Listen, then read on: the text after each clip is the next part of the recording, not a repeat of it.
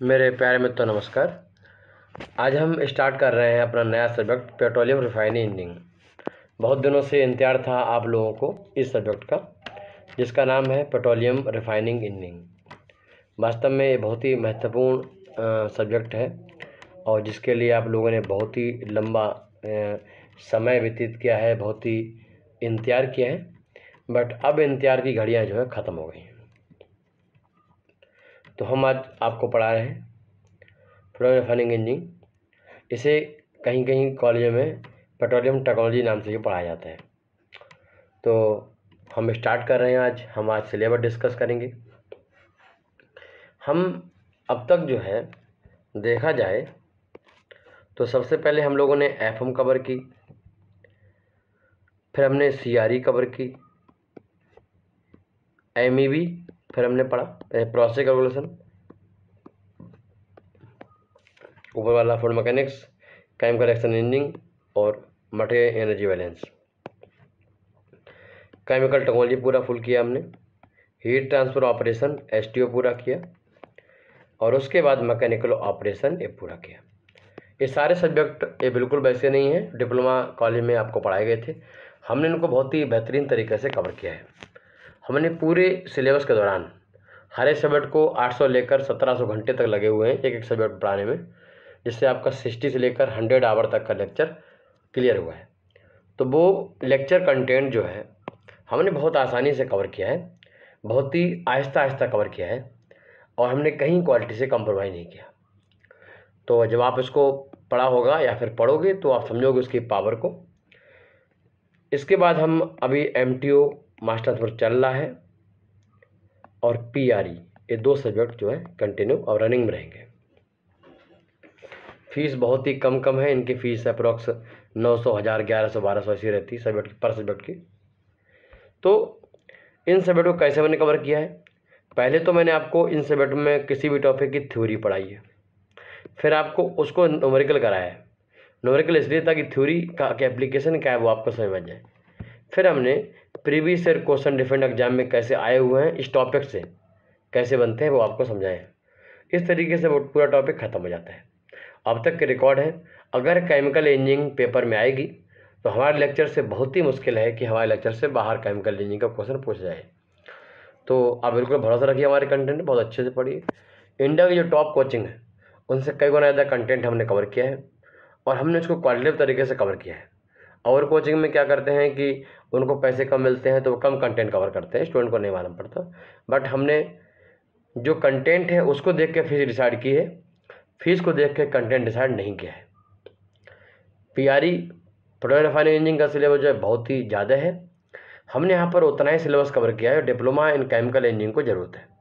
मगर हम जो सिलेबस कवर कर रहे हैं या फिर और सब्जेक्ट का सिलेबस कवर किया है उनका कम से कम 200 लेकर 300% सिलेबस कवर किया गया है। सिलेबस आपको दिखाता हूँ, मैं पढ़ाता हूँ 200 लेकर 300% तक। जब आप हमारा सिलेबस देखोगे, फिर लेक्चर डिलीवर की लिस्ट देखोगे तो आपको वहाँ से अंदाज़ा लग जाएगा। जब आप हमारे एप्लीकेशन के ग्रुप पर जाओगे, वहाँ पर स्टडी मटेरियल 3 लाइनें दबाओगे कोने की तो स्टडी मटेरियल सेक्शन में जाओगे तो वहाँ पर PDF फाइल आपको मिल जाएंगी बहुत सारी, जिनमें फ़ीस के बारे में भी लिखा होगा, जिनमें सारा सब्जेक्ट का सिलेबस भी मिल जाएगा, सारे सब्जेक्ट में कौन लेक्चर हम डिलीवर किए उनकी लिस्ट मिल जाएगी। तब वहाँ देखोगे कितने पावरफुल तरीके से मैंने पढ़ा है। और यही पावरफुल तरीके से, यही कंप्रोमाइज़ ना करने, क्वालिटी से कंप्रोमाइज़ ना करने की आदत ने ही इंडिया की टॉप कोचिंग में हमारी कोचिंग को शामिल किया है और आने वाले समय में और ज़्यादा शामिल किया जाएगा। तो एक बार मैं फिर धन्यवाद देना चाहता हूँ आपके सहयोग का। आपने बड़ी तादाद में क्लास को ज्वाइन किया। हमने यूट्यूब के सफ़र से अपने एप्लीकेशन तक का सफ़र पूरा किया, बहुत ही बेहतरीन तरीके से पूरा किया। आप लोगों का सहयोग जितना मिलना चाहिए उससे ज़्यादा मिला। और अगर स्टूडेंट एक सब्जेक्ट परचेस करता है तो सारे सब्जेक्ट परचेस करता है, अब तक का रिकॉर्ड रहा। तो इसी उम्मीद के साथ हम अपना सब्जेक्ट आज आरंभ करने वाले हैं और आरंभ जब करेंगे तो बहुत ही बेहतरीन तरीके से हम इसको पूरा ही करेंगे। तो कहीं ना कहीं बहुत खुशी का हमें अनुभव हो रहा है कि हम एक 6 सब्जेक्ट के बाद 7वां सब्जेक्ट स्टार्ट कर रहे हैं और 7वां हालांकि MTO स्टार्ट हो ही गया है, 25% MTO आ गया है और ये हमारा PRE स्टार्ट हो गया। तो इसमें हम आपसे यही कहना चाहते हैं कि अगर हमारी क्लास को आप यूट्यूब पर देख रहे हो, जरूर क्लास ज्वाइन करिए। प्ले स्टोर से डाउनलोड करिए एप्लीकेशन केमिकल गुरु और उसके बाद क्लास को स्टार्ट करिए। हम बहुत ही बेहतरीन तरीके से आपको पढ़ाते हैं। हमारे एप्लीकेशन का ये लोगो है, जो आपको जैसे ही आप देखोगे तो ये लोगो वहाँ मिल जाएगा आपको केमिकल गुरु एप्लीकेशन का, और उसके बाद आप डाउनलोड कर लीजिए। प्रोफाइल पूरी भरिए, फ़ोटो लगाइए, उसके बाद जो सब्जेक्ट आपको लेना है परचेस स्टोर सेक्शन में जाके उस सब्जेक्ट को परचेज कर सकते हैं। चलिए हम आज सिलेबस डिस्कस करते हैं ताकि हम अगली क्लासेस में आपको पढ़ा सकें। बहुत ही मज़ा आएगा, कोई डाउट नहीं बचेगा। हम इस तरीके से पढ़ाते हैं कि जो आपके मन में डाउट होने वाले हैं वो पहले से क्लियर हो जाते हैं। चलिए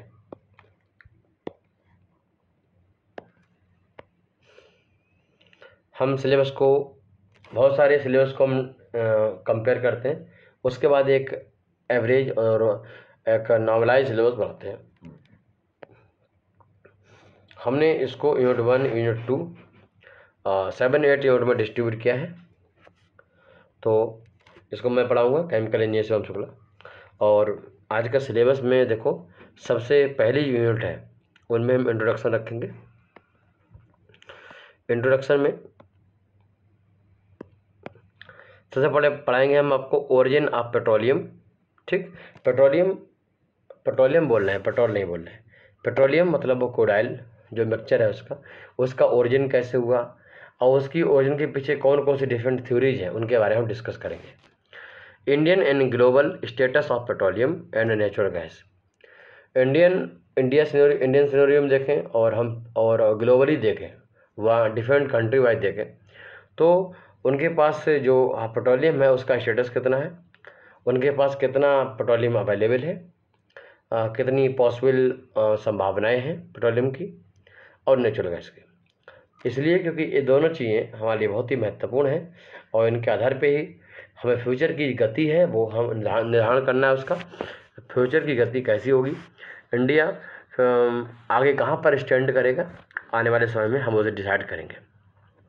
अवेलेबिलिटी ऑफ प्रोसेसिंग टेक्नोलॉजी, अगर हम उनको ज़मीन से निकालते हैं तो कौन कौन सी टेक्नोलॉजी हमारे पास अवेलेबल है, हम किस तरीके से उसको अंजाम देते हैं, वो हम यहाँ पढ़ेंगे।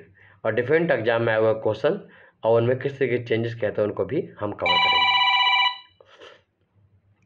ये चीज़ हम यहाँ पर सेकेंड यूनिट में हम लोग कवर करेंगे benchmark of crude oil.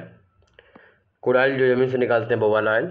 Crude oil hedge point, उसका हेज पॉइंट क्या होता है, फायर पॉइंट क्या होता है, फायर पॉइंट को हम कितने मेथड हैं जिनसे निकालते हैं, फेंस की मार्टन क्या है, क्लीवलैंड क्या है, इक्विपमेंट के नाम है, तो हम इनसे कैसे निकालते हैं।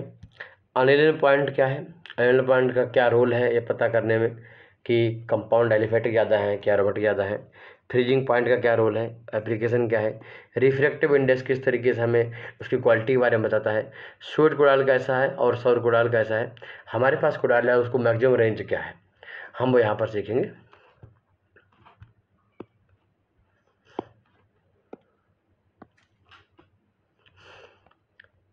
केमिस्ट्री एंड कंपोजिशन देखेंगे हम अपने जो क्रूड ऑयल है इंडिया में उसकी। क्रूड ऑयल एवोल्यूशन और लेबोरेटरी डिस्टिलेशन करते हैं, वहाँ पर हम उनका बॉइलिंग पॉइंट पता करते हैं, ट्रू बॉइलिंग पॉइंट पता करते हैं, एस्टिमेटेड बॉइलिंग पॉइंट पता करते हैं, वो सारी चीज़ें हम वहाँ पर पता करेंगे।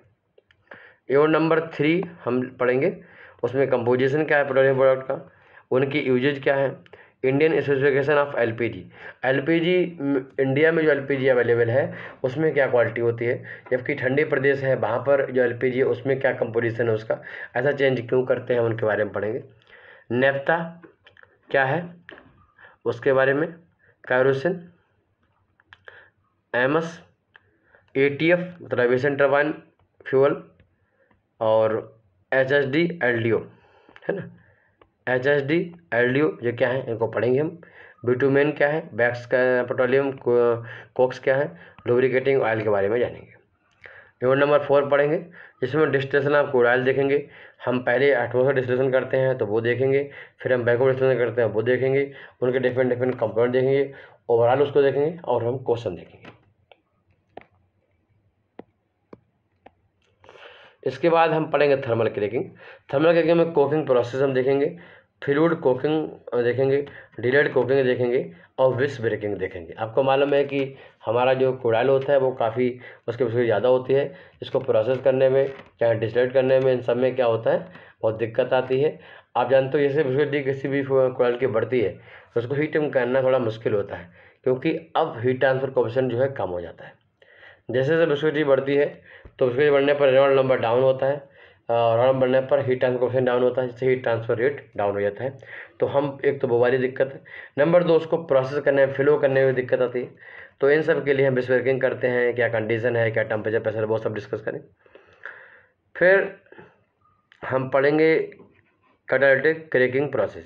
क्रैकिंग प्रोसेस में बड़ा मॉलिक्यूल को छोटे मॉलिक्यूल और हाईली एप्लीकेबल मॉलिक्यूल में, इजी मॉलिक्यूल में, लोअर बॉइलिंग पॉइंट मॉलिक्यूल में, लोअर मॉलिक्यूल कंपाउंड में तोड़ते हैं। और उसके लिए हम अगर कैटलिस्ट यूज कर रहे हैं तो वो कौन कौन सी प्रोसेस है, कैटालिटिक रिफॉर्मिंग हो गई, हाइड्रोकेकिंग हो गई, हाइड्रो ट्रीटिंग बोल सकते हैं, दूसरी प्रोसेस है वो, और अल्काइजेशन, आइसोमराइजेशन हो गया, पॉलीमराइजेशन हो गया। ये सारे टेक्निक हम लोग यहाँ पर पढ़ेंगे।